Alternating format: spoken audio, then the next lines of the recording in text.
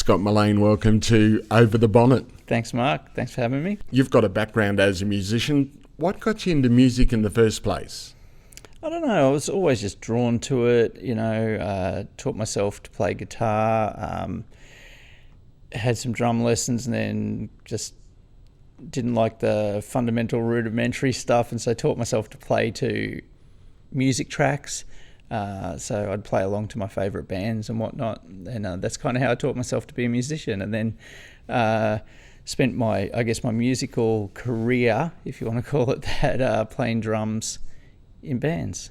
What attracted you to the music scene in the first place? What was the big pull? Oh, sex, drugs, and rock and roll. I couldn't tell you. I've never really thought about it. It was just something I was drawn to. So I just wanted to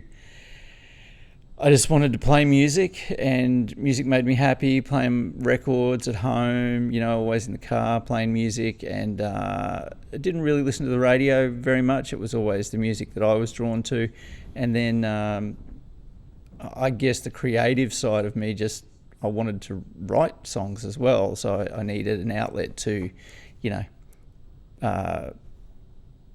play and perform and play original music rather than other people's music. When you're listening to music, what sort of music are you listening to? What sort of genre? Oh, look, I'm a rock guy at heart, and I always come back to that as my core, but I'll listen to anything. I'm just about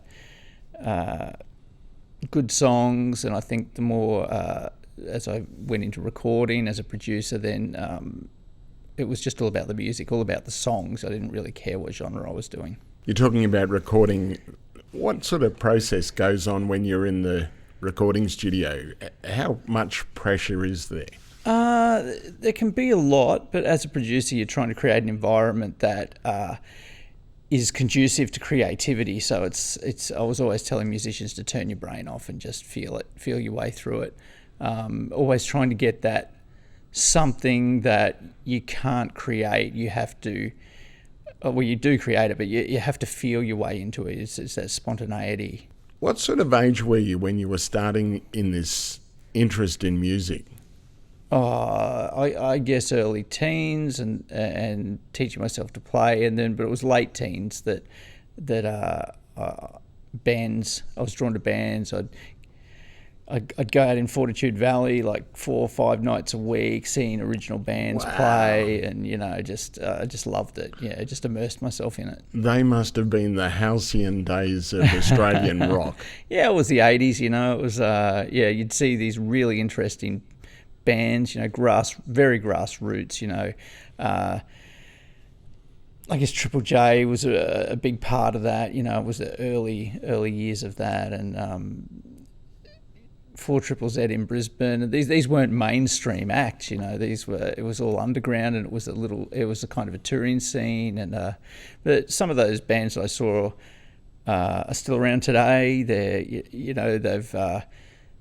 They've seen, I guess, the heights of some moderate success, and then and it was Australian music as well. I've always been attracted to.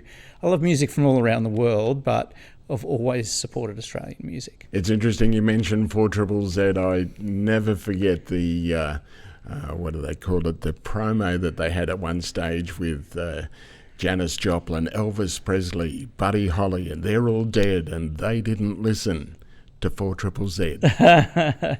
Yeah, they've always been very radical. I remember, I guess early on in listening to 4ZZZ, I started listening to them when they were still at UQ, and then there was, in my mind, I can't really remember, but it was at least a week-long lockdown where they had to actually get out of UQ, and they actually just fortified themselves in there and kept broadcasting anti-establishment, and it was a crazy time, and it was really exciting to be listening to people so impassioned about music that, they battened down the hatches in a government facility, and just waving the finger at police. I guess it was pretty interesting. I don't think Triple Z's the same station it was then, but they were very, very, very much I guess they've always been an activist station, but they're very interesting back in the 80s, though, I've got to say. That was when it was really getting its fundamentalist roots. Yeah. And was the music that sort of out there that you were listening to? Possibly.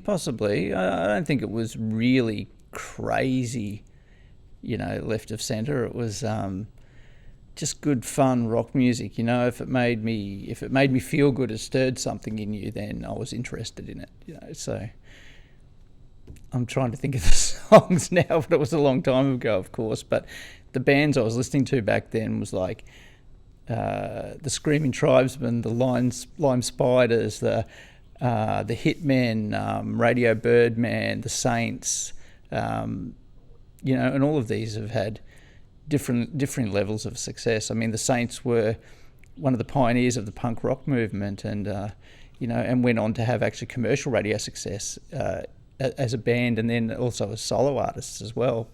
And the Lime Spiders also had a moderate amount of success. Yeah, well, all these bands did. I even remember Screaming Tribesmen had a hit that was on mainstream Triple M. So they kind of crossed over. It was a very much a time of crossover. There's a great book actually called The Sell-In that it's about the music industry crossing over from the 80s into the 90s, and how what we see as independent music now, or alternative music, the mainstream record labels, it talks about how they saw that as a growing cash cow and they wanted to control it. But obviously it was an alternative thing. It was independent. So they had to work out how to make that part of the commercial machine. And it's a great book, and it talks about some, Rat Cat, Magic Dirt, UMI, like a whole bunch of bands that came up through that era, and some great anecdotes and stories in that one. It's well worth the read. Did they get enough control? Oh, the record labels took over alternative music. What we saw as alternative became not in the 90s. It was mainstream. And the book talks about it purely in those terms. It's a great book. As an artist and a musician yourself, how did you feel about that? You felt like something was being taken away from you. Your little club had been infiltrated by the machine, I guess. But it was an interesting time, and I came to understand it, because at the end of the day, if you're trying to get reach with your music, you have to embrace what the greater society understands to be the process. If you can't embrace that, you're going to be in your little neighbourhood forever. So there has to be, you have to understand how to, and I guess the 2000s with the internet and some great platforms coming out on that made independent music a lot more accessible to the world. But prior to that, 80s and 90s, to get your music out on a large scale, you had to embrace what you kind of fought against, if that made sense. had to learn to work and play nicely with the enemy. When you were creating music, how did you look at the success? Did you aim for that, or was it more the music that was leading you? Oh, look, I don't know. It was just this passion for music, and I mean, you wanted to do what you did and get it out to the world. And I guess as you get older, you understand the limitations of your knowledge and experience, and how that's, like I played in a few bands, and one of the bands I was in had, we had a moderate success with a couple of high rotation singles on Triple J, had songs on some television shows like Underbelly in Australia, and in the US, Burn Notice, some Gossip Girl, and you get a little bit of money for that, but there's a carrot that's in front of you that you're never quite going to reach, and any of that money that came in paled in comparison to the money that was outgoing, trying to tour, record, do all those things. So, eventually I got to a point in 2008 where it was kind of beyond me. I was getting older, and hung up my boots, if you like, Still played on a few albums post that. People had asked me to play on it, but generally speaking. What's the feeling, though, when you first hear yourself and then continue to hear different music of yours on the radio? You know, back in the day, it must have been huge. It's exciting to hear it at the time. And then I guess being a creative, you're so critical of it when you hear it later on, you know, when you've matured a little bit and you go, oh, God, what was I thinking then? The television side of things, you know, you talk about the Underbellies, that sort of things, that must have been a real buzz and a real feather in your cap. Yeah. Well, look, I always had, like, no matter what we did, you know, a few of the supports that we had, you played with bands that, you know, I might have gone, wow, I kind of grew up listening to them. Here I am playing on the same stage as them. It's all about the minute, I won't call it success, but you're dotting your timeline with really important dates. And it's just about stopping to smell the roses and just enjoying that moment, because they're gone in the blink of an eye. So it's just enjoying that moment and thinking, hey, I actually did that. You know, that's part of what's brought me to this point. When you are playing, who are some of the big bands that you did play and support with that... Oh, gosh. I've got a terrible memory, and it'll come to me in 5 minutes' time. But The Jam from the UK, when they toured Australia, we got to support them. We did a really fun support run with Spiderbait. So a few people like that. So, you know, from Australian to some international people who came through. So when you're actually mixing it with these guys, had you put them on a pedestal, or how did you approach it, and how did you get along with these guys? Look, everyone that I meet that, you know, whether they're a hero or not, they're just human beings. You know, they've got their own set of life experiences and probably issues too, you know. So I guess I just approach them as, hey, g'day, how you doing? See if you get a warm response from them or not, and then you, I guess, base any further interaction on that. You hung up the musical shoes or boots or whatever, as you're saying, in 2008. Was it just because the family was more involved, or your creative urge was starting to peter out a little bit? No, definitely. I've still got the creative urge. I think there just comes a time where you've got to, you know, I've got to earn a living at some point, you know. It's very difficult to be doing, you know, rehearsal one night a week, pre-production songwriting one day a week, then maybe a photo shoot, a video shoot, play gigs on the weekend. Yeah, I guess there comes a point where, you know, we ran it as a business, you know, we had all our tax in order for the bands and whatnot, but, you know, at the end of the day, you can only make losses for so long. Tax department gets a little bit upset. Yeah, that's right. They want to see a profit every now and again. So what happened then?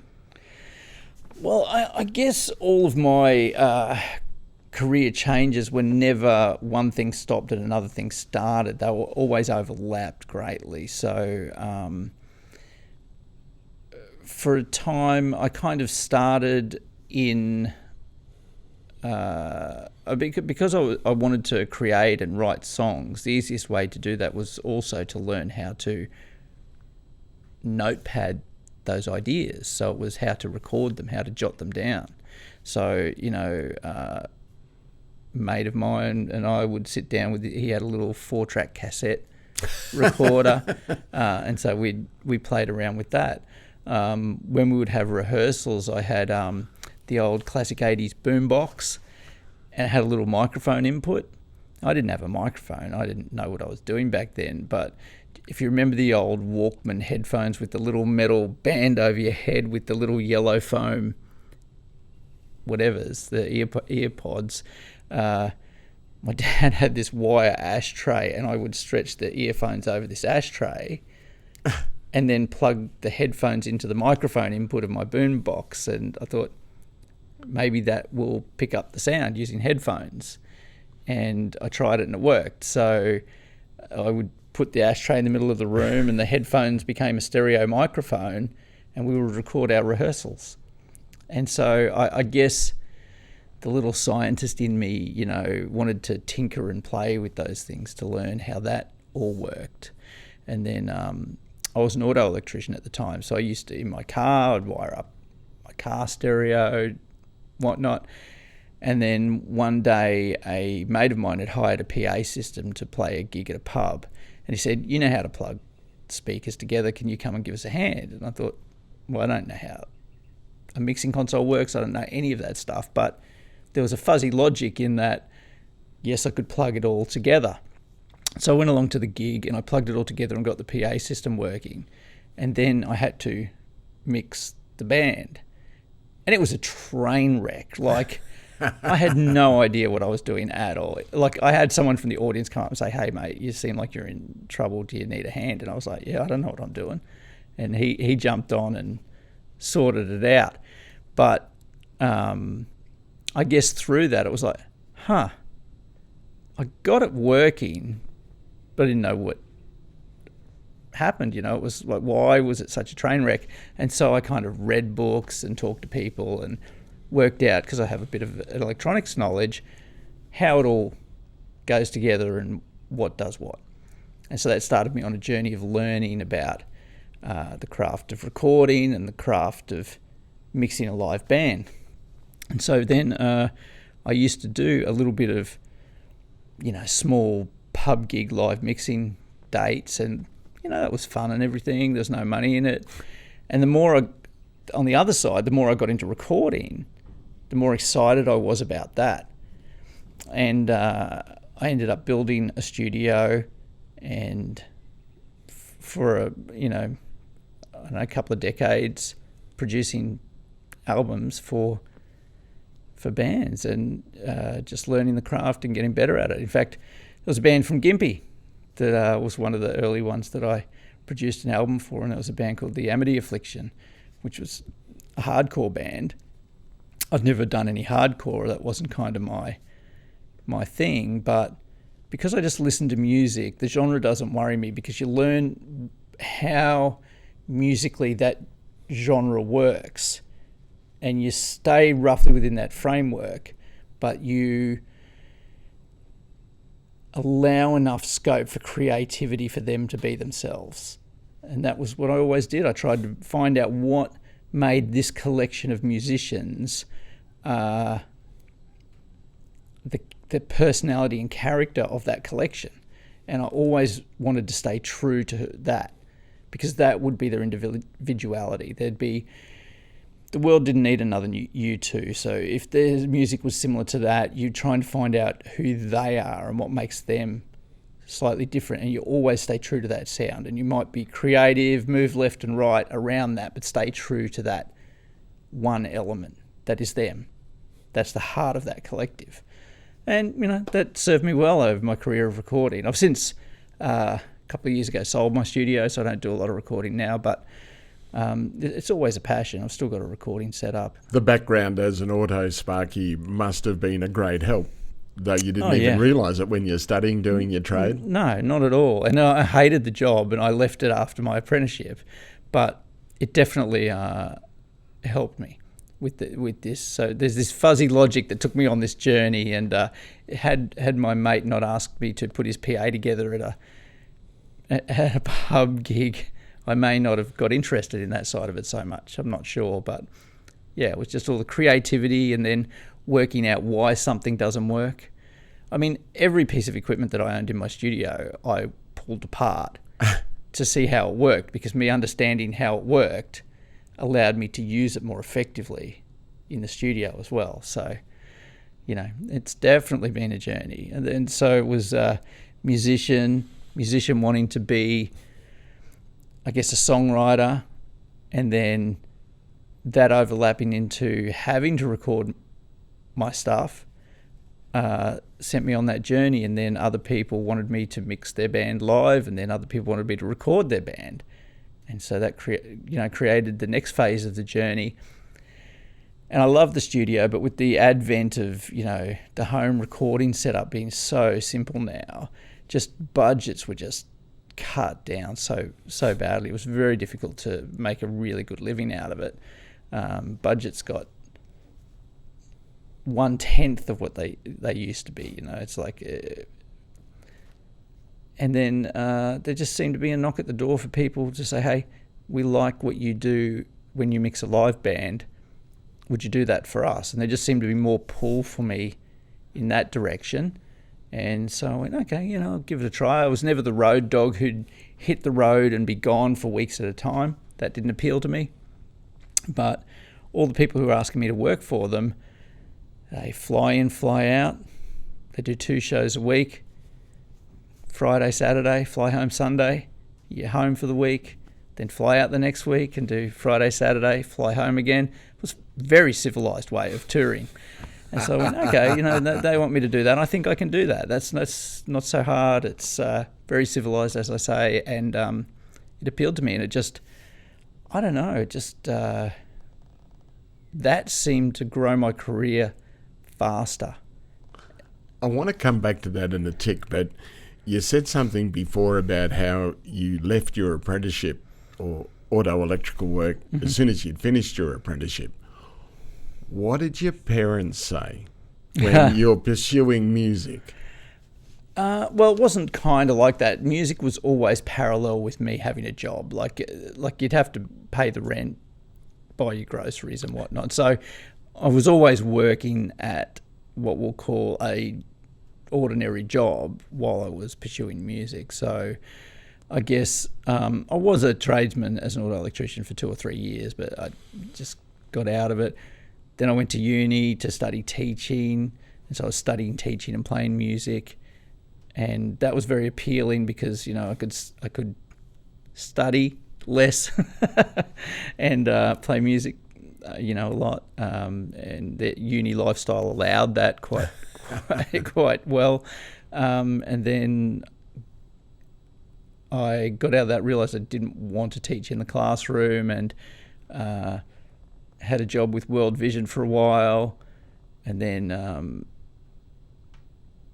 out of World Vision I thought, what can I do that is closely related to music but is still a 9-to-5 job? And I got a job working in music retail, so selling guitars, drums, musical instruments.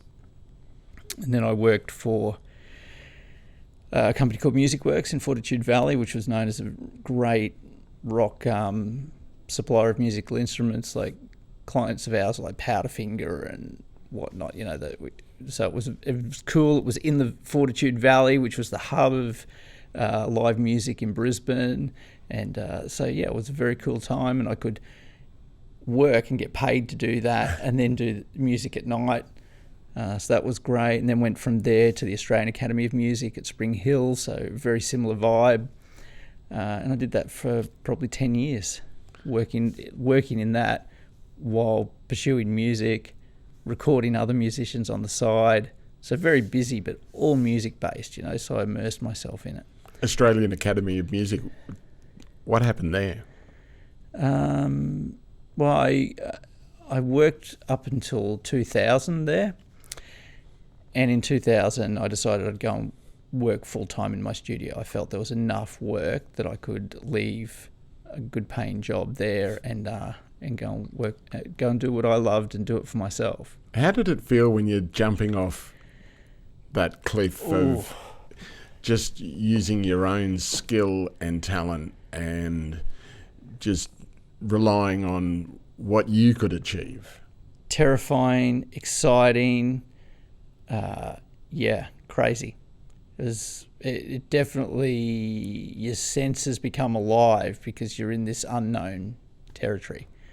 So had to learn to run a business. That was a learning curve and a half. I mean, it's great to be a creative, but you've actually got to run a business.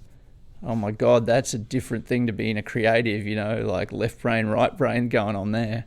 And it was an interesting time, but working for myself, and I got some pretty decent projects and some good budgets. What was the big thing you learned out of all of that?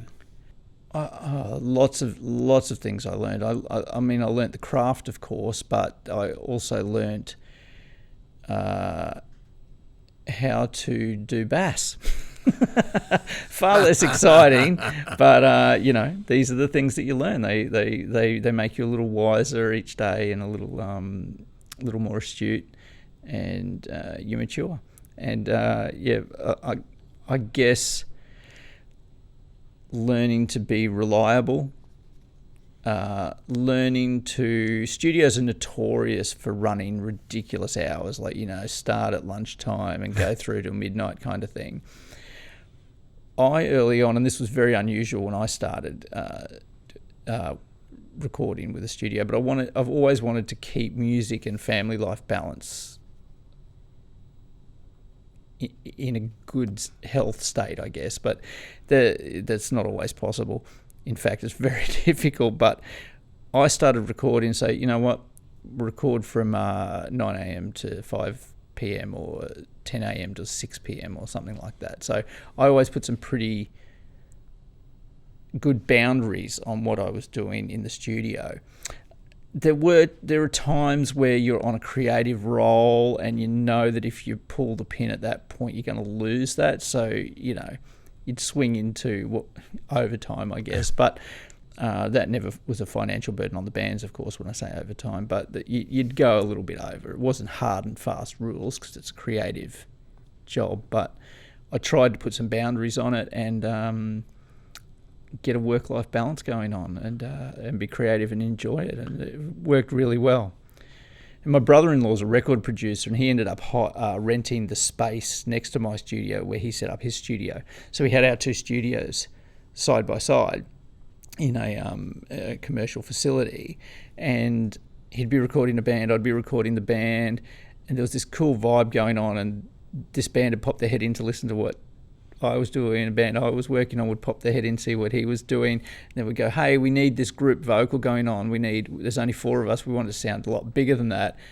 You guys are recording here, listen at 1 o'clock. Can you pop on in and we'll all get in the studio together and do some gang vocals or something like that. So there's this really cool community vibe going on. So at that time, that was the early 2000s, and that was fantastic. What sort of equipment were you recording on at this stage?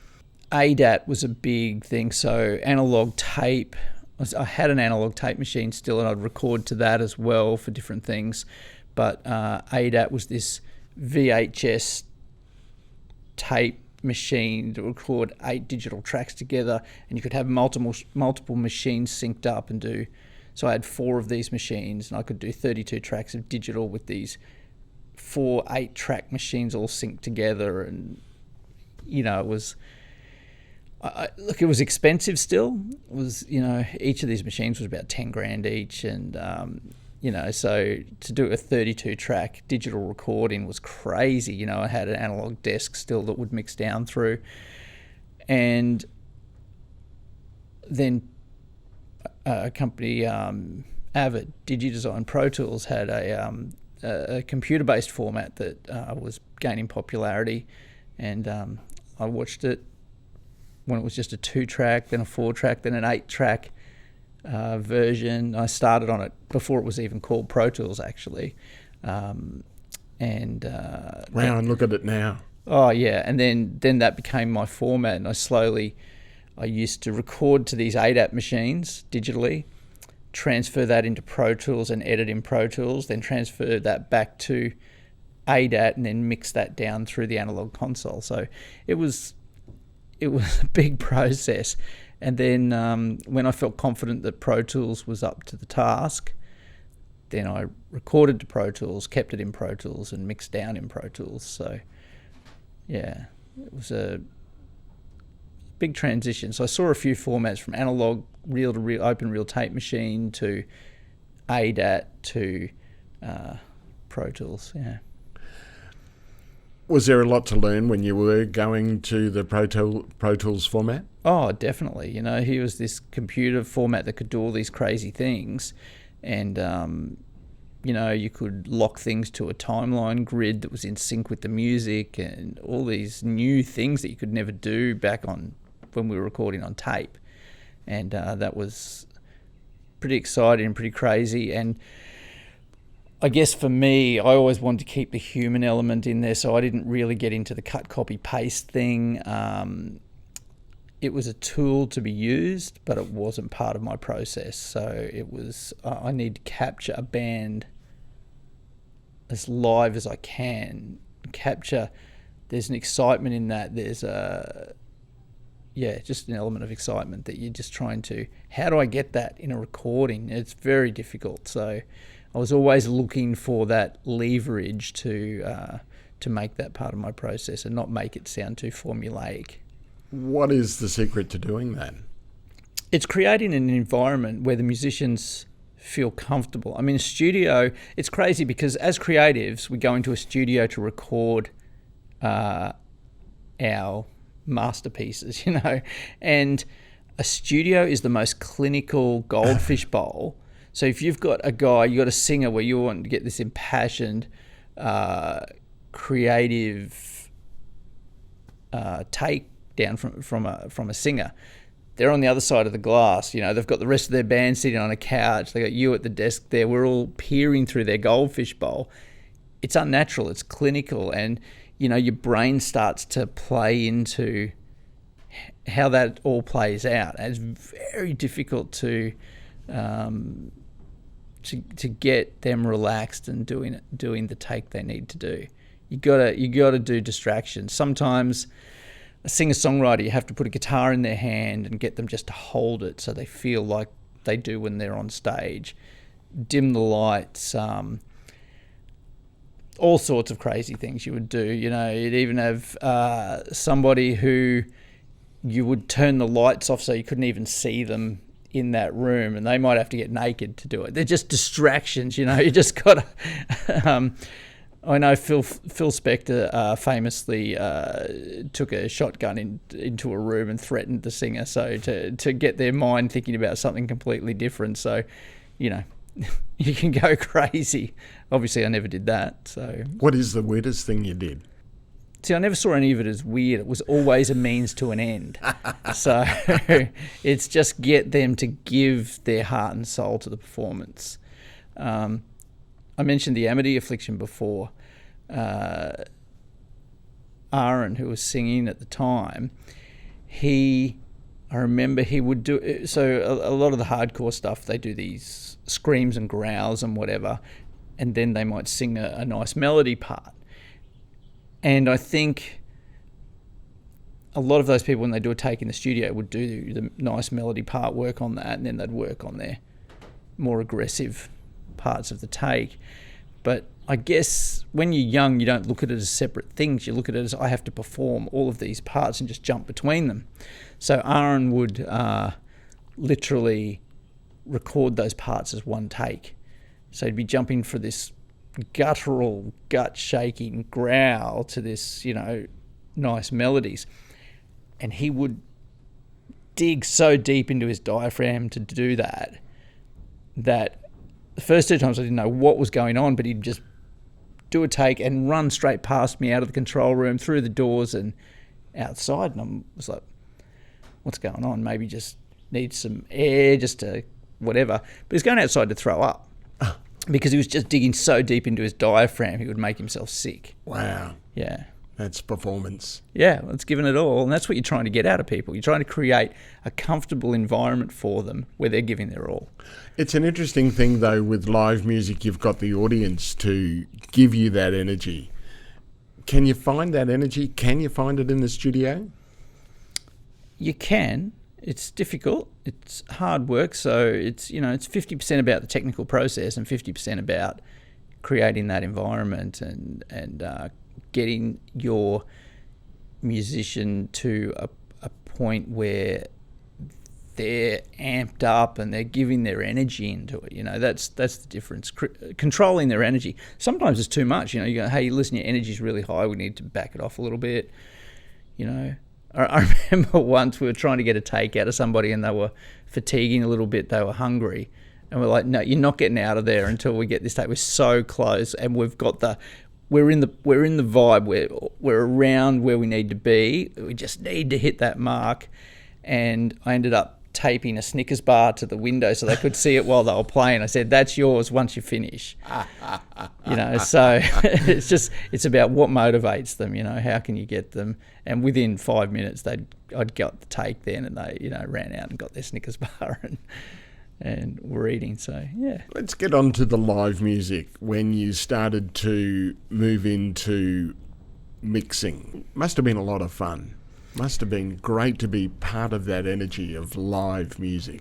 Yeah, well, totally different to the studio, where your studio, you do a take, it's not right, you do another take. Whereas live, it's one take. That's it. You've got one chance at this. And I learnt very quickly that as a live audio engineer, I can still be a creative. I can become a part of the band's performance. And I think all the acts I've worked with have recognised that, and that's why they like to work with me, is that they say there's just something that feels different on stage when they're on stage. Singers often tell me they love the way they feel the music coming back at them in the room, and that inspires them to go further.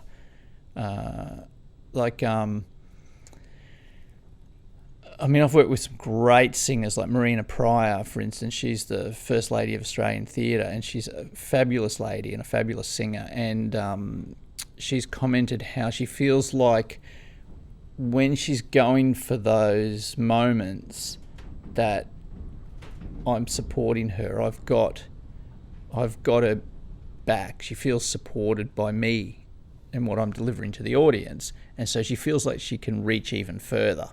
Wow. Yeah. And I get that a lot from singers. They feel like, that note, which I always feel a little bit tentative about going for, I might cut it short or something like that. They feel like I'm supporting them through it, so they can keep it longer, push it further. And I really take that on board as like, that's where I'm connecting with the artist and becoming part of their performance rather than just an avenue of delivery. And then you've got the audience there that they give you feedback. You get to see their body language, if they're into it, if they're not into it. I'm always watching the audience as well, because if they're responding well, then I know I'm where I'm supposed to be. If they're, you see people a bit disinterested, then you need to change it up a little bit to get their attention. What's the big secret when you are mixing for live music? Understand the act that you're working for.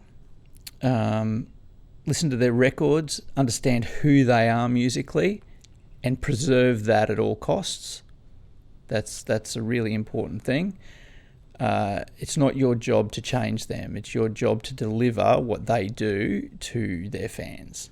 So just as much a performance from you as it is from the artist. Yeah, definitely.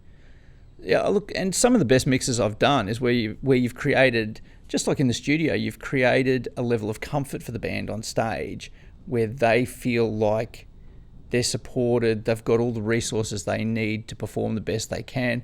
They're hearing themselves, whether through foldback or the PA coming back at them, the way that fills them with confidence, so then they deliver their best performance. They're not holding back. They're going 110% because they feel like there's a safety net there. And when they perform like that, I can just push the faders up and do nothing, and it'll sound incredible. If I can create that environment, just like I do in the studio, for them, they'll sound incredible. I'll be the one that gets a pat on the back from the audience as they leave saying, oh, that mix was awesome. And I've done nothing. That's my job. If I can get them to there, that is the perfect environment. So they realise, the audience, often that the part that you play in the whole interaction? I'm surprised at how often, if I'm out with a rock band like the Screaming Jets, if I've got punters just walk up to my sound desk and put a beer there and give me a thumbs up, and I know I'm doing a good job because they're like, I'm going to buy this bloke a beer because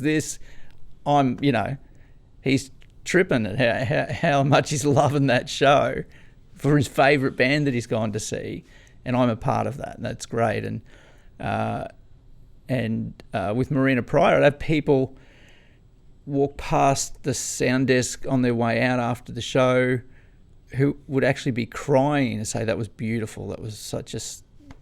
And that's Marina. I mean, she is stunning and fabulous, and it's my job to package that and present it and preserve that.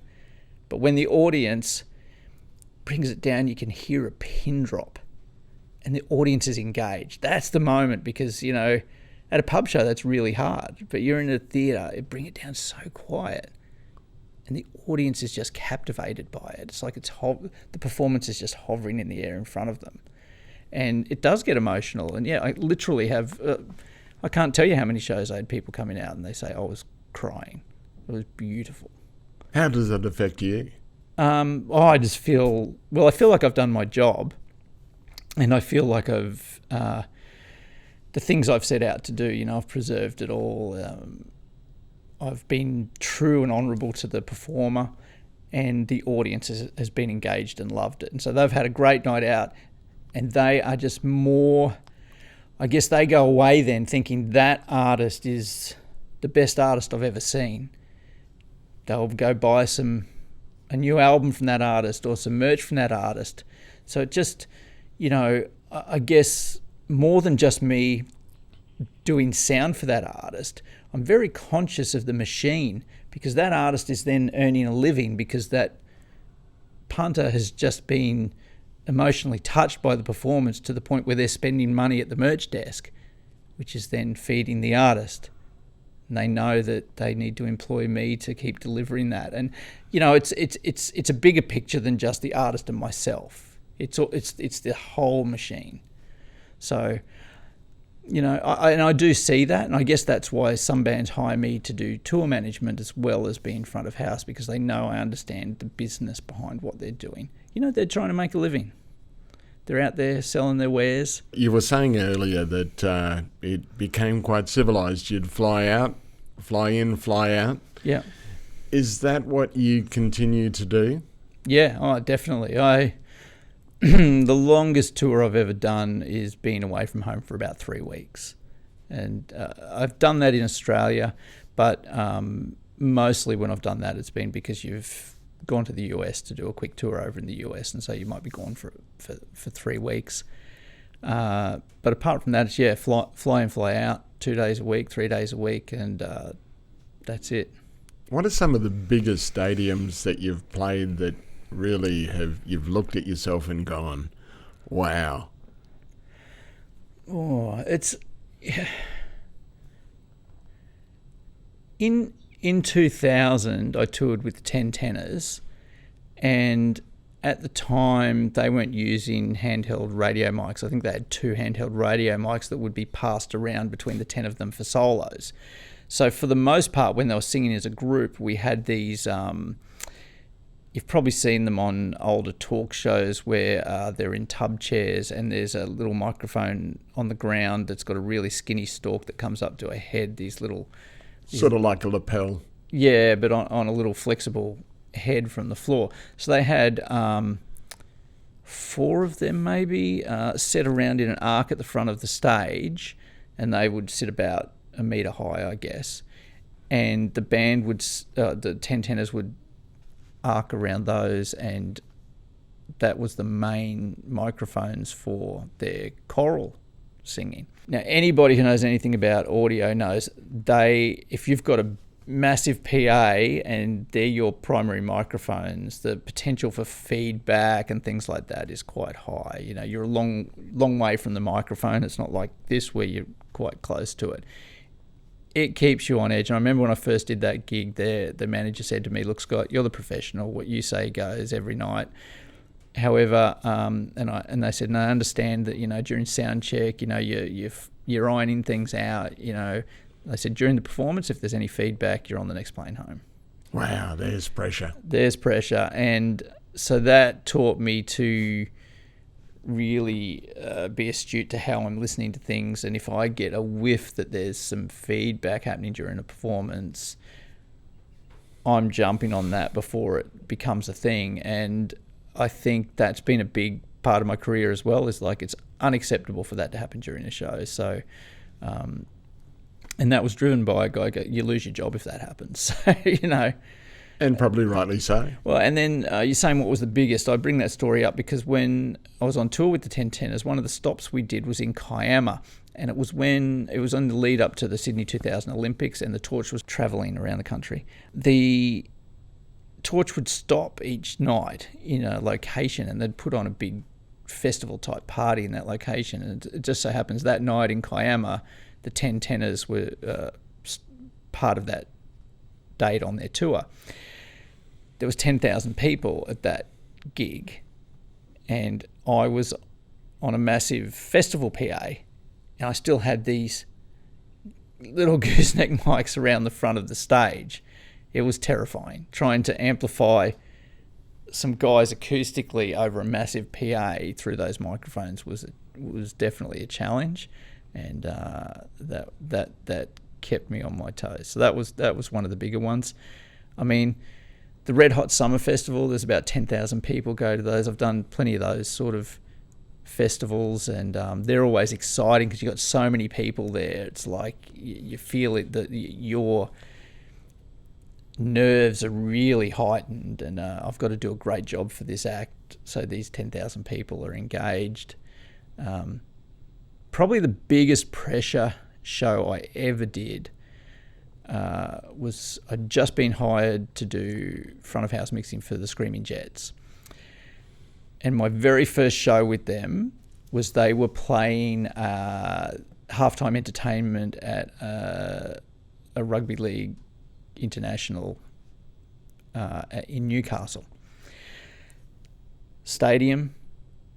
We were using the in-house stadium PA, so there was not any extra rock PA brought in to make a band like the Screaming Jets sound like the Screaming Jets. So there was a degree of difficulty just using a stadium PA system to start with. But what made it very tricky was where I was mixing from, I could not hear what was going out on in the stadium because I was down the tunnel and around the corner with a console and two little speakers either side of me and a TV on the wall so I could see what was going on out in the stadium. We had a half-hour sound check. So once everything was set up, we probably only had 15 minutes of playing time to get that right. And so I was running out of the tunnel and up about 10 seats in the stadium, would have a quick listen, then run back, make some adjustments, listen to these speakers, run back out. I think I did that 3 times before I got settled and thought, actually, I've made a good job of this. But you got to understand the pressure. My first gig with a band like the Screaming Jets in an environment like that, it was like the pressure was insane. It's not like you're doing your first gigs in a pub and you're leading up to that or whatever. You've got a stadium filled with 30,000, 45,000 people. I don't know what Newcastle Stadium holds, but first gig with them. Are there any bands that you've worked with over time or artists where you've gone, or you've had that wow factor that you've been a little bit intimidated by them? Yeah, I'm a UMI fan. I got to do monitors for UMI once, and I was a little bit intimidated by that. I don't know. I think your first gig with anyone that, when I was a kid, I was a fan of the Screaming Jets, and I got to work with them. I was a fan of the Baby Animals, and I got to work with them on a tour as well, a couple of tours actually. And then just before COVID hit, actually, there's a UK band called the Choir Boys, not to be confused with the Australian Choir Boys. The UK band is spelled QUIREBOYS, and they're kind of more like a Black Crowes, Southern American bluesy kind of band. And in the 80s, I was a fan of the band. Like I bought their album, I really liked them.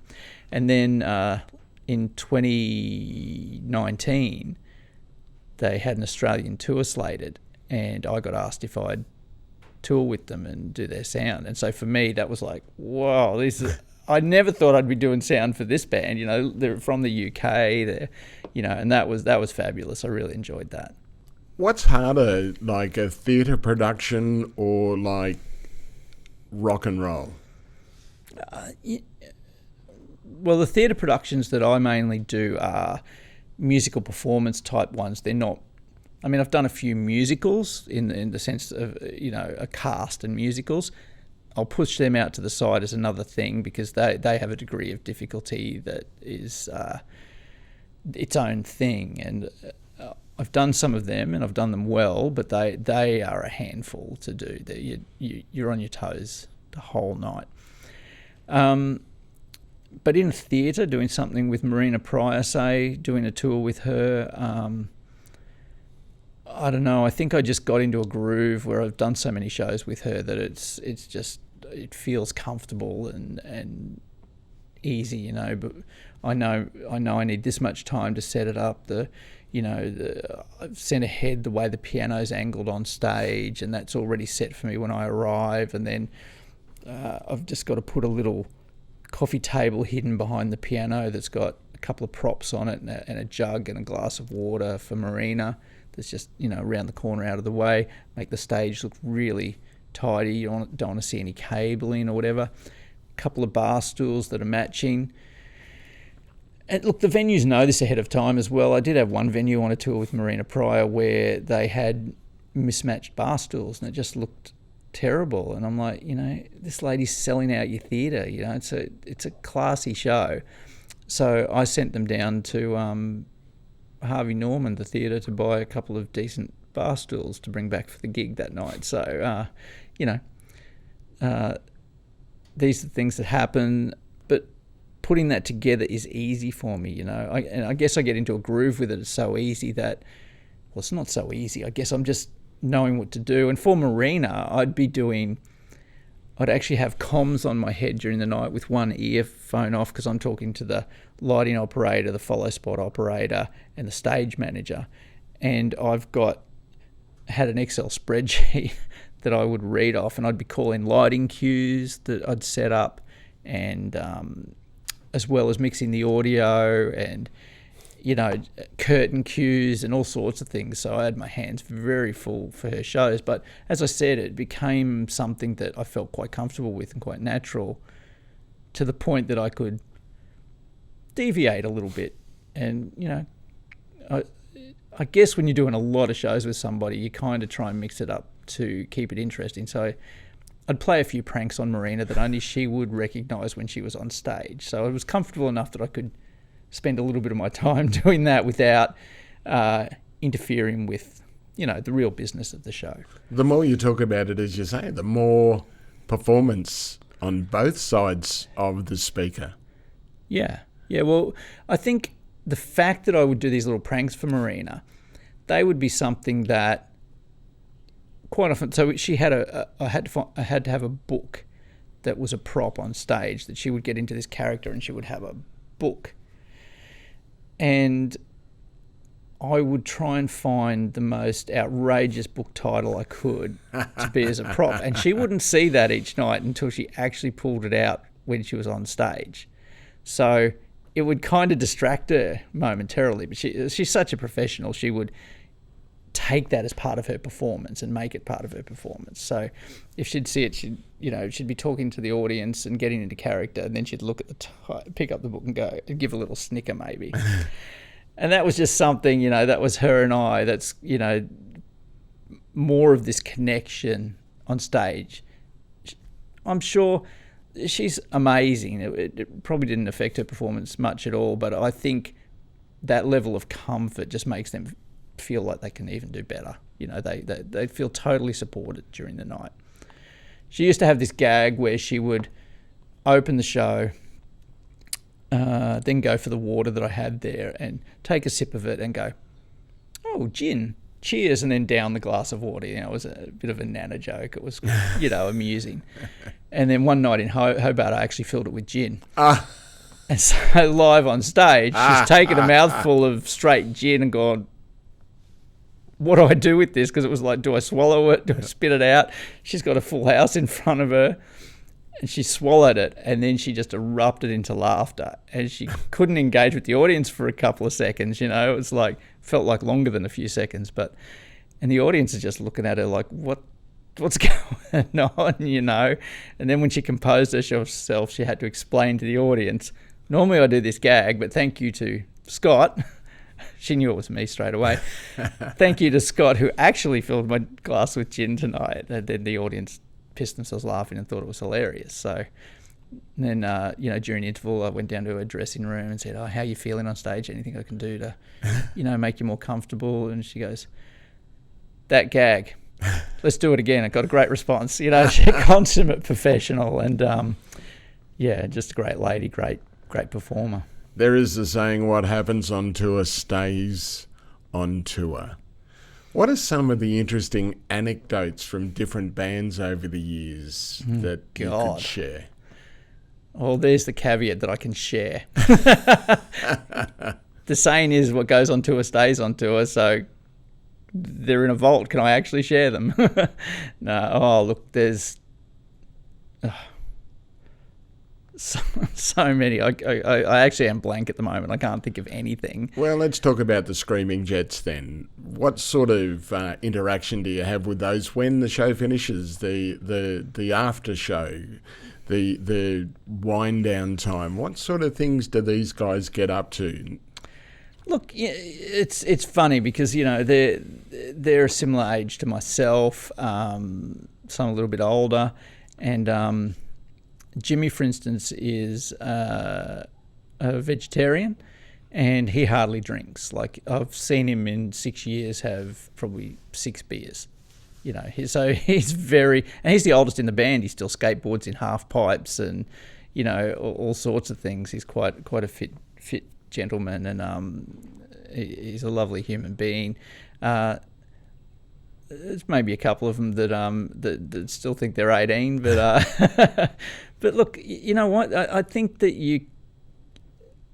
they're not the same guys that went out in their early 20s and partied like it was the end of the world. You know, they've got families now. They've matured. They're still they've got a business. You know, they're trying to make a living with music and music creation. They're still writing original music. So, you know, they love to have a good time. They definitely love to have a drink. I mean, Glisso's got a saying when he's on stage. He goes, "We're a drinking band with a music problem." So, you know, we all love to have a drink together and just chill out and, you know, whatnot. But they're definitely not that party like the end of the world anymore. So they've got things going on. What about international acts that you've dealt with over the years? I believe Susie Quatro was one that you've... Well, she was on a tour that I was on. So we were doing the Red Hot Summer Tour, and she was the headliner on that tour. And there was like... who was there? There was the Baby Animals, Chocolate Starfish. There's a bunch of cool people on there that I got to meet. I'd worked with Baby Animals a bit, so I knew those guys. I guess we're travelling around from town to town, and Susie Quatro's there, and I just got to say, hey, g'day, backstage a few times, and sometimes I'd watch one of the other acts from side of stage. Susie might come up and watch it there too, so you just have a bit of a chat and banter as you're watching the band. And go, oh, how the drummer's doing a fabulous job, you know, and just ask her how she's enjoying the tour or travelling around Australia. Sometimes you're in the catering tent, and so you're the only people in there, so you're sitting down having a chat while you're having something to eat. One night when we were at the same hotel, we were there was a couple of us. I think it was Jimmy, the guitarist from the Screaming Jets, our stage manager Athel, and myself were just having dinner, and Susie came down with her husband, and so she sat with us and we had dinner together, and then we ended up started playing a game where you had to... she was telling us stories and anecdotes, and that turned into a game where someone starts with A, and you got to say a band with the name of A, and then it moves on to the next person with B, and you got to go around until you can't... you got like 3 seconds to come up with a name. And she instigated little games like that, and was crazy late before we called it a night. But, you know, she was just a down-to-earth lady who's done, oh my God, so many things. You know, I think she's got she had at the time still a radio show, I think, on the BBC in the UK. She had, you know, obviously she's done television. She's done it, you know. She has lived, and it's great to hear her stories. Wouldn't it be great to get her on your podcast? So, yeah, my interactions with her were really just, you know, just being a decent human being and just having dinner together and a chat. You know, it's no more than that. Well, I suppose these guys need to keep you on side because you can make them or break them in a performance. Yeah, you know what? It's interesting you say that, because I remember I was on tour with a band called Short Stack, and we were supporting Good Charlotte. And so again, you'd be sitting in the catering room having your filet mignon or whatever you're doing in catering, and you know, Joel might walk in, or one of the guys from Good Charlotte might walk in. There'd be a couple of them. So we ended up having some great chats over the course of a few weeks. That was in 2010, and it was interesting to hear Benji and Joel talk about Good Charlotte because they recognised Australia as a key market for them. They were much bigger in Australia than they were in the US at the time in 2010, and they recognised that, and they were incredibly grateful for that. And to hear them talk about that, they're very aware of who they are, where they are, who their market is, and they speak very appreciatively of it, and it was really interesting to get their take on those sort of things. Good guys.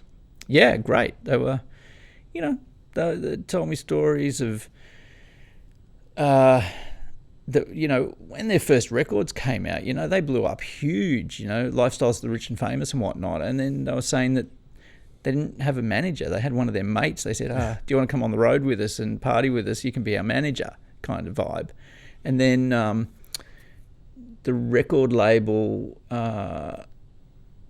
president brought them in for a 10-minute meeting once and said, listen, we're rejiggering. She was a new person. We're reshuffling things. We're going to let you go from your contract now.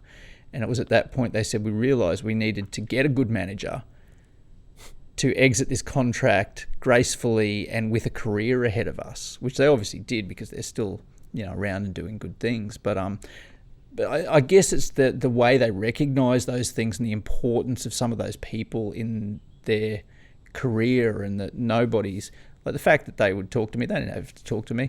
Very first night of the tour, actually, we're in our green room, and there was a knock at the door, and I open it, and it's Benji, and you said, hey man, just want to say g'day, and make sure after the show you come back to our dressing room and have a drink with us. And you know, they're very, very aware of the people who make and break them, and they don't care if you're the president of the record company or the roadie on the show.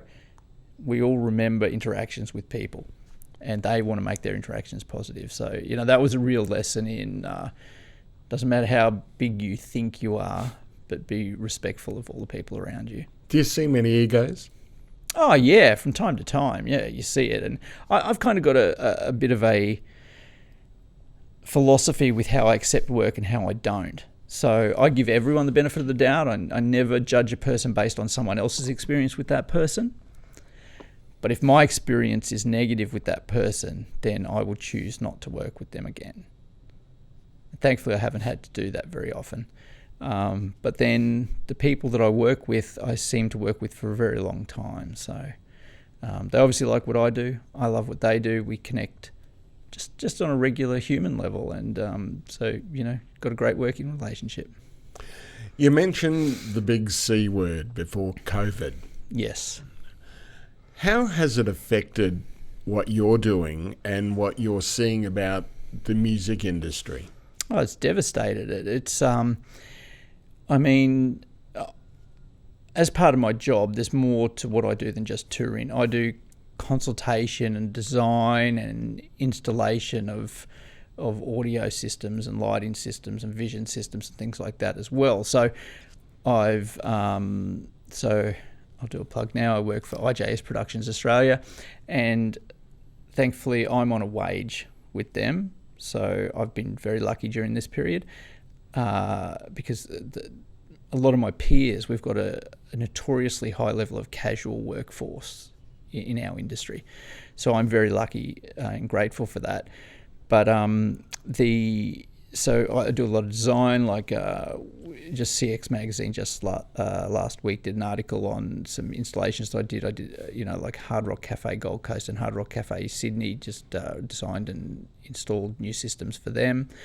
So I am lucky in my position during COVID. However, we've been devastated, and you've got to think it's everyone who has anything to do that's attached to this industry. It's the airlines we travel with.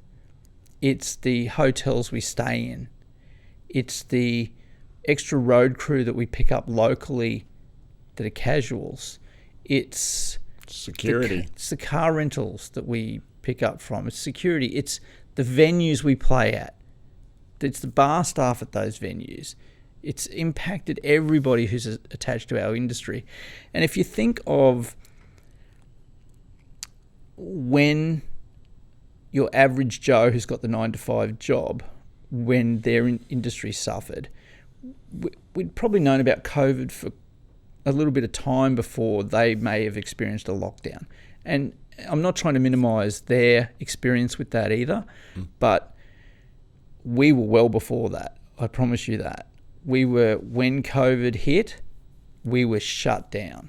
I remember it was March. What do you recall of what happened?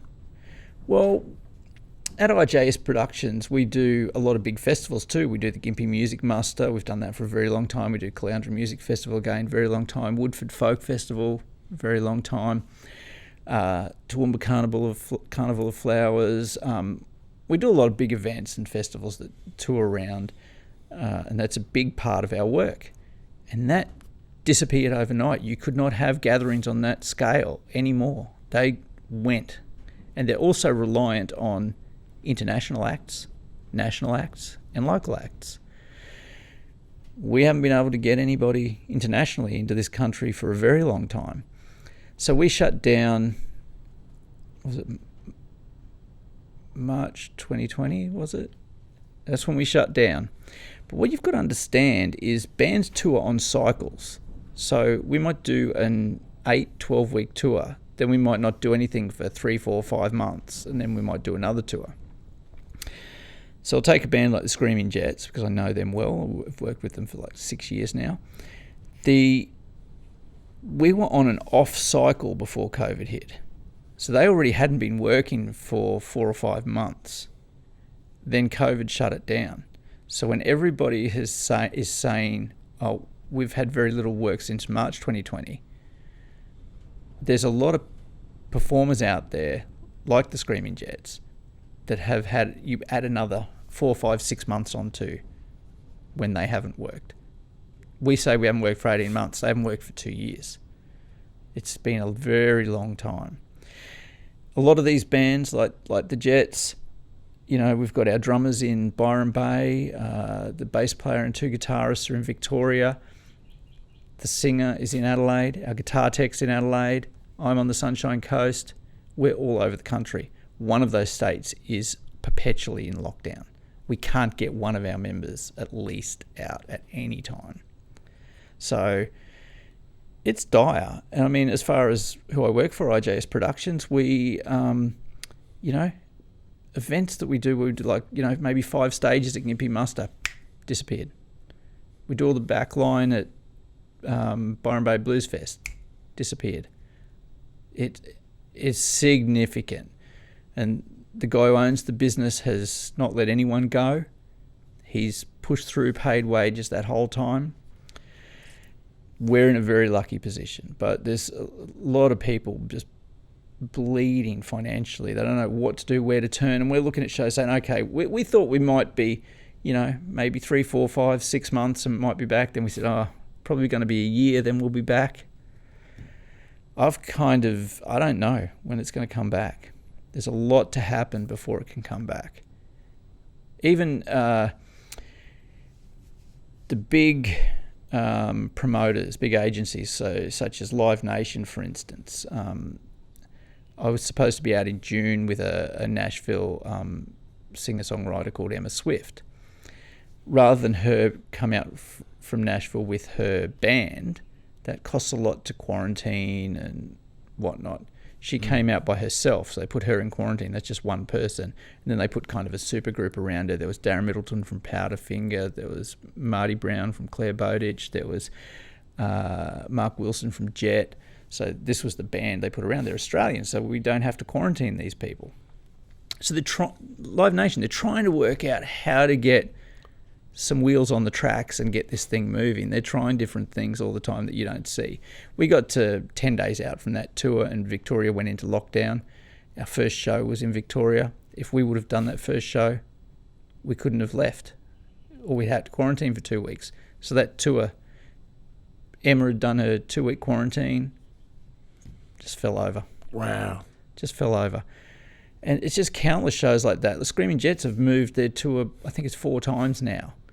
You know, and you've got to think, okay, like I said, anyone attached to that, I look at the promoters, you know, they take a risk when they do this. They pony up their money and hope they can sell enough tickets. You know, if it's a good gig, it's a payday, they make out like bandits, and we all look at that and go, oh, look at them, look at how much money. They got a big briefcase full of money. But if the show tanks, they lose money too. They've got a very high risk-reward ratio going on. The promoters, look at the Harbour Agency that does the Screaming Jets.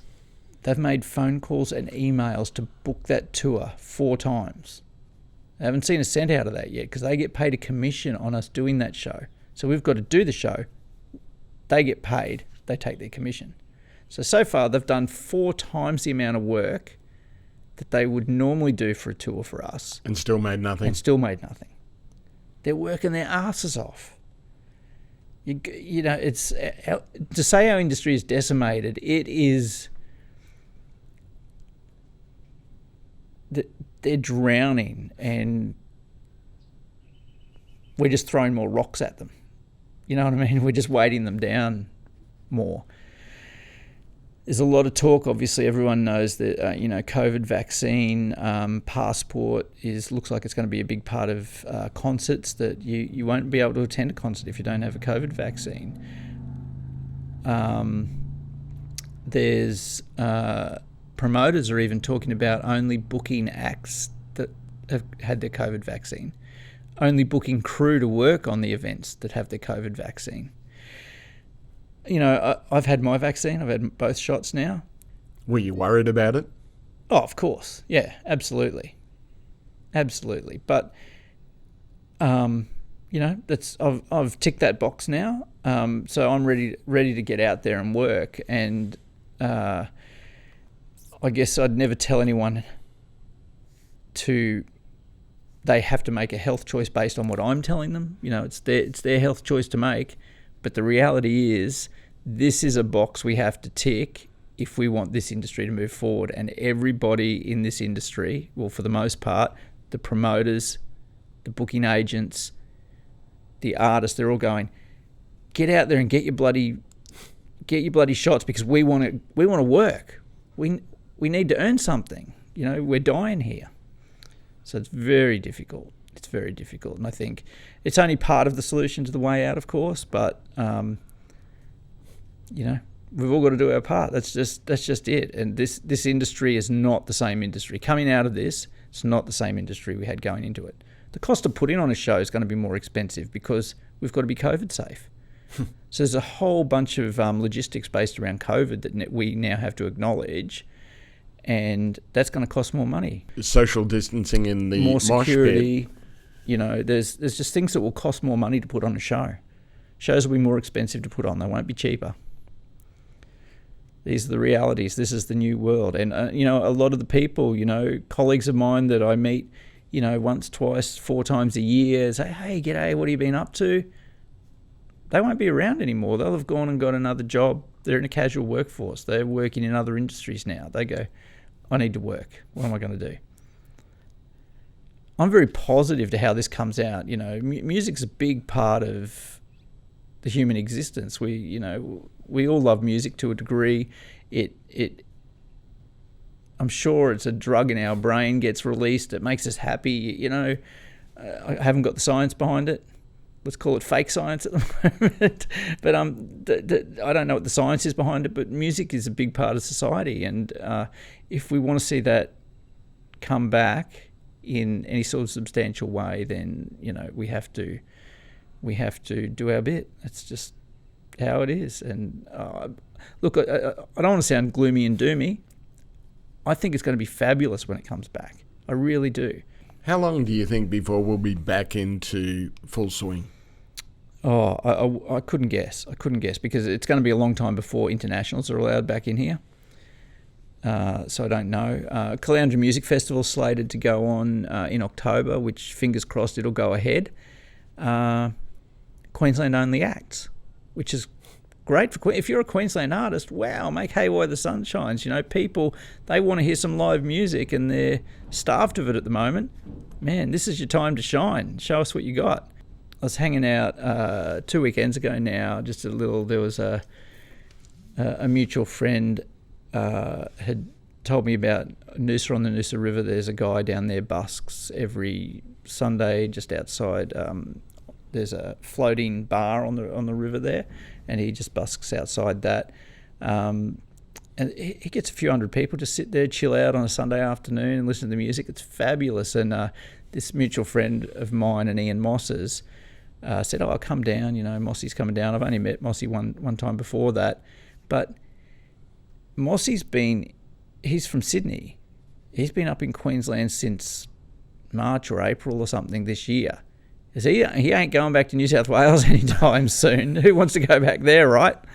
So he's going, I can actually do a few gigs while I'm up here. I can make something happen. So there's a couple of people like that have just gone, I'm staying in Queensland. It seems to be a bit more open up here, or, you know, I can actually do some work. So when I say a lot of these events are going to have Queensland-based acts, there'll be a few people like Mossy who'll, you know, be in that mix as well.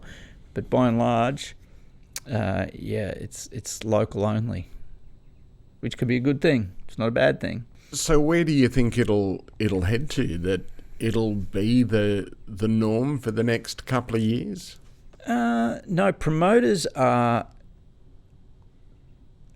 they've got their finger on the trigger, ready to put these shows back on, like some international shows and whatnot. As soon as they get a whiff that's going to be a thing, they're ready to pull the trigger and go. And that's going to be another hurdle that we've got to get over as an industry, because everyone's touring at slightly varied times. You don't have 100% of the music industry touring at the same time. It's, you know, it's spread out a bit. There's some peaks and troughs in there, but generally speaking, so-and-so's touring now, then they're off tour, then someone's touring here.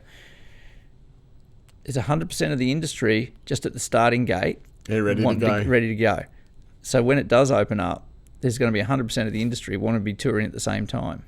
It's going to be good and bad to come out of that. I mean, for, I guess, venues and promoters that are booking acts where they say, hey, I can get this act for this much money, they might say, well, you know what, I can get this act that's usually the same money as you, but I can get them cheaper because there's going to be an oversupply all of a sudden. Some sort of auction going on? Yeah, probably. I'm speculating, but there'll be an oversupply of touring artists at one time.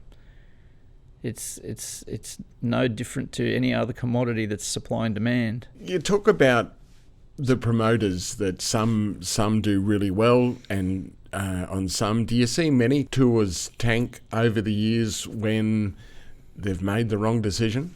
I haven't personally seen a lot of it, but I know of many that have.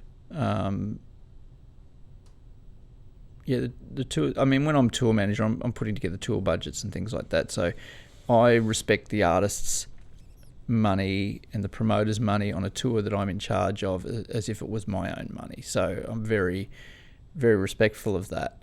But we all see it. I mean, you go to a big festival, you go, oh, there's 50,000 people here. They've all paid $150 a ticket. You go, there's a lot of money to be made here. You know, everyone's thought of that at some point. You go, geez, they're taking a lot through the gate. But you're not seeing, you know, what it costs to hire that venue, to secure that venue, to promote the event, to hire in the portaloos to, you know what I mean? There's a lot goes into that. And we've seen many a big festival collapse owing tens of millions of dollars. And it's not as easy as people. If it was easy, everyone would be doing it. But promoters take big risks. Like, I respect them. I respect booking agents. I respect promoters. I mean, there's a lot of people in the industry that hate those people because of, you know, where they're perceived as their role. But they're an integral part of the industry, and a lot of them are taking really big risks. The reward's great when they hit it, but for every one that they've hit, you know, I'm sure there's a lot where they've lost as well. So, you know, it swings and roundabouts. When the COVID gates open, will the money be there to be made, do you think? I think people will be keen to get out and forget about this nonsense for a while. You know, it'll be great. You know, like 2 weekends ago, sitting down watching this busker on the banks of the Noosa River. There, it was just, you're having a beer. Great Sunday afternoon. It's just, you know, you shrug off life for a couple of hours. It's a good thing, and I think people want to be entertained. You know, I personally got tickets to Kitty Flanagan, you know, to see her when she's supposed to have been this month or last month, I think. And obviously comedians, you know, they're in the same boat. Their tours are getting postponed as well, you know, because they can't get out of their state or whatever. There's going to be an influx of entertainment options come on all at the same time. The tap will come on. And so you say, how long will it take for our industry to get back to what it was pre-COVID? You got to understand that's a phase of no events, then at the moment limited events with local content only, to a glut of events, and it's, even when it opens up, will probably be another 12 months beyond that before it all settles down and finds its equilibrium again, and we go, okay, this is back to normal. So yeah, we're a long way off, that's for sure. What do you think when you heard about the NRL wags and families and that they could come over the border, yet there's all the other, I've heard a bunch of music guys saying, well, we just need to play football, not music. Yeah, that's right, exactly. Well, players like Matty Johns like coming to the Jets shows, so he's actually got up on stage and sung with Gleeso when Gleeso had his birthday. We were in Sydney one night, and he got up and pushed a cake on for Gleeso and then sang better with him at the end of the night. So Gleeso's got a bit of a connection to some NRL players. So I said, maybe we should leverage that and get Matty Johns to appear at each of our shows, and then you might get out, be able to get out. There's certainly a lot of jokes going on around that at the moment. But look, I've got mixed feelings about it. I think any government who's trying to get things like that, keep them happening and get them over the line, should be applauded. It's a great thing. I mean, for me personally, the little Sunshine Coast Stadium there, I've got to see a couple of great NRL games that, you know, where I'm sitting on a grassed embankment on a picnic blanket 15 metres from the action and get to see some amazing sports, which should normally be in a massive stadium in a capital city. So I'm grateful for that, but there can't be a set of rules for one and then a different set for the other. It's like, great that you were able to get that over the line. How can you work with us to get this over the line as well? There has to be some sort of balance. Do you think the Premier could fall on a sword because of that? Because there's a lot of talk about the fact that there's a rule for one and a rule for another. Yeah, I think in Queensland there's been a lot more luck than good management. I think, look, none of us can know what Palaszczuk is having to deal with on a day-to-day basis, or any state premier for that matter. And, you know, they'll make mistakes. They're humans, you know, so I don't want to be too harsh on them. Having said that, I'm not a fan of what she's doing. I think her whole, making it into a political platform for an election is pretty low-hanging fruit. You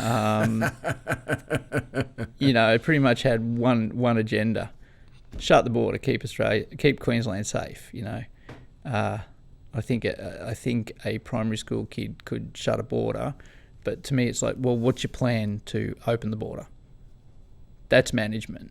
Shutting the border's a kill switch, but what's your plan? What's your management strategy to reopen that border? What's your management strategy to get industry working? And seeing her favour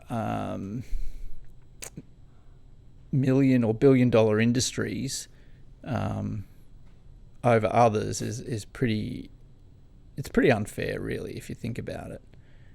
I mean, there's a lot of people said, what we go through with COVID, smoking kills a lot more people, but obviously they get a tax off that. COVID's got no tax attached to it, so we view things differently. How many people in hospital dying of some smoking related illness and clogging up our hospital system with that? So I hear a lot of arguments. I personally try and remain very balanced on all of these things, and obviously working in an industry where I see my colleagues just financially bleeding, and there's businesses falling over. Let's not make this any less important than it is. There's people who've lost their livelihoods, people who've lost their houses, people have, I'm sure, unfortunately taken their lives as well. There's the mental state of all of this is quite taxing, and everybody. I talked to a mate of mine who's in the Queensland Ambulance Service, and he said those guys, the rate of mental breakdown is crazy in that at the moment. They're overworked, they're fatigued. Oh, just in the ambulance service? In the ambulance service, There's every industry is dealing with this, and we can only deal with this and look at it with our own lens on. So, you can't say, I'm more affected than you are, because the music industry is probably more affected than most. But that's also our lens, so we can't minimise someone else's experience for that, because it's probably impacting them equally. But it's definitely, it's not fun, I feel lucky living on the Sunshine Coast. We're relatively untouched.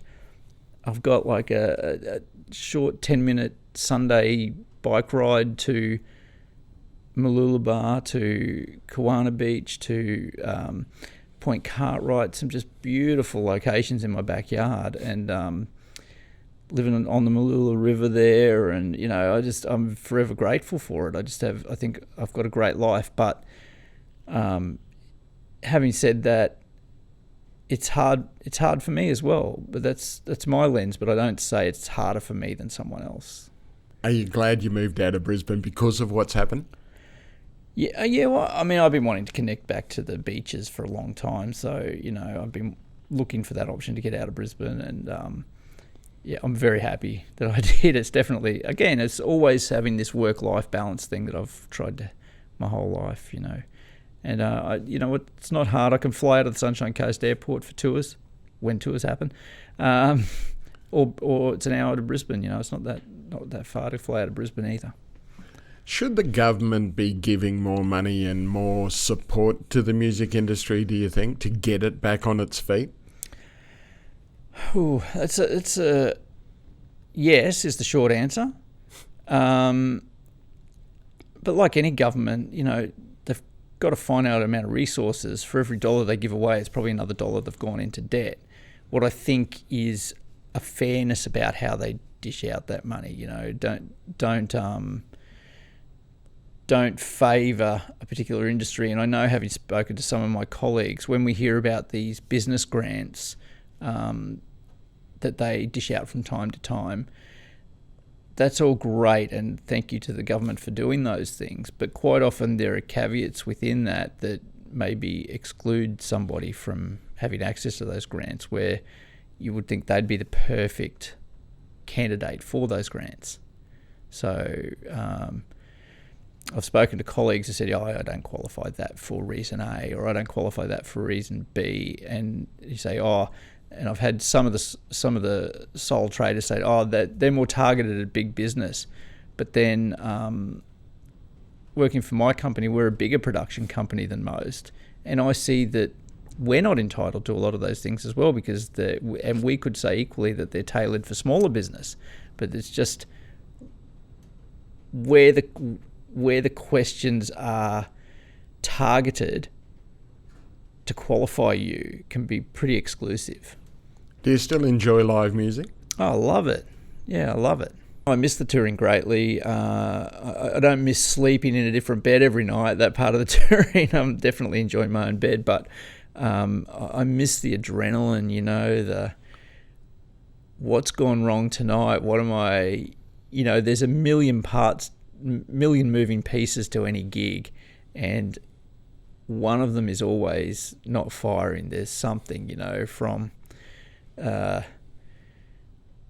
this artist writer requests a bottle of Jack Daniels at every show, and then this New South Wales venue, they're not allowed to give straight liquor to somebody because it's a state law or whatever, and so then that's something I have to spend some time working on to manage, because I was going, I need that to wind up for the night or calm down from the night or whatever it be, or dealing with sickness on the road, or you've got an artist who you need to take to a doctor because they got a bronchial infection, or you forget about all these things that are happening. There's a lot of moving pieces and a lot going on for any gig to happen. Are you an adrenaline junkie?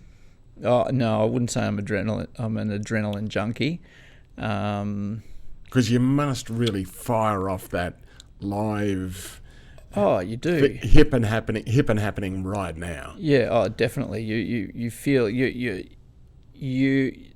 I don't know if it's not anxiety, it's not tension, it's just this feeling of all your senses are alive, and you're just like, it's hard to corral that all together to make it happen, but when you do, it's just incredible, It's amazing. What's the feeling like after a really great show? Yeah. Oh, great. You're on cloud nine. You're just like, yeah, that's how amazing was that? You're just riding high, and your adrenaline goes through the roof. You probably can't sleep when you get straight back to your room. You drink too much on the road, but a lot of it is really, you've been doing this thing till quite late at night, and then you've got to switch off and go to sleep to get up early in the morning. It's just easy to, knock back a couple of beers and then go to sleep. You can see in the industry how a lot of their excesses occur, but you kind of almost need them. You require a modicum of them, let's say. Like I definitely need to have a beer before I go to bed, because, like you say, you're just so amped up after a great show. And, it's 2 a.m. and you've got to get some sleep. You can't just lie in bed staring at the ceiling because of all this adrenaline that's rushing through you. So, yeah, you have to kind of wind down somehow. Back in the halcyon days of Australian rock, there was the sex, drugs and rock and roll. What have you seen in the industry that's changed over the years? Is it more of a business than it used to be? Oh, definitely. It's, the black T-shirt wearing, long-haired roadie having a spliff out by the truck. Says us in both. Yeah, I'm wearing a black T-shirt today. But that image of the roadie is pretty dead now. It's like there used to be a real loosey-goosey, the show's got to happen. How do we make it happen? Oh, we'll just twist a bit of wire around this. That'll sort it out. It's like it's got to happen, whatever it takes to happen. We finish the show at this time. It's got to be in the truck by this time. It's got to drive to the next city by this time. We'll get probably an hour and a half sleep if we're lucky. Those days are kind of over now. It's like we've got to acknowledge, and we've got to present risk assessments. We've got to acknowledge OH&S. We've got to, not acknowledge it, we've actually got to implement it. So anybody who's not on board with that is getting left behind. They might still be around, but they're the cowboys. We have to be professional. We have to, I like to, after a tour, party with them, and, just let your hair down and have a good time, but at the end of the day, I've also got to get up the next morning, make sure they get to the airport, don't miss their flights, and all sorts of things. You've got to be professional. It's a business, and the people who acknowledge it as a business and act professionally and tick the right boxes, they're the people that will be moving forward and have a career ahead of them. The ones who are loose and fly by the seat of their pants, they're the ones that are going to get caught out. We have to care for and create safe environments for all of us. Otherwise, you're going to fall on your ass at some point. Especially in the COVID era. What do you see in the next 5 years? You say the music industry, and quite rightly, has been decimated. What do you see happening over the next 5 years in music in Australia? Well, it's a very broad question. Obviously, with the way we deal with COVID now, we've got people sharing microphones. We've got implemented in place different cleaning practices than we would have had in the past with microphones. We might have twice as many microphones on any show so that we're not giving the same microphone to more people. These are all real tangible costs that are related to putting on shows these days. They're a real thing. They're a thing. We'll see more of that, I guess. Obviously, our COVID check-ins that we do at the supermarket and the shop we go into, they'll probably, when they read your ticket at an event, that'll somehow sync back to a government COVID app or something like that, or at least some sort of digital document that has to be presented to the state health as part of your event being approved to go forward. With that, if you think about free events like your Christmas carols events, where you have a lot of people en masse there that just walk in, put their picnic blanket down and have a great family time, maybe those things have to be fenced. Now they've got security. They've got dedicated entrances and exits that they never used to have. It would be a wide open park previously. Now we have to corral them through here because we have to register everyone that comes through. Maybe they can't come in if they don't have a COVID vaccine certificate. I don't know, but these are the things they're the new logistics that we'll be dealing with to put on events. So, and all of those will have more costs. You've got to buy hire fencing. You've got to hire security, whereas before they mightn't have had any of those things. It'll be interesting to see where it goes, but Scott Mullane, thank you so much, and thanks for joining us over the bonnet. Thanks, Mark.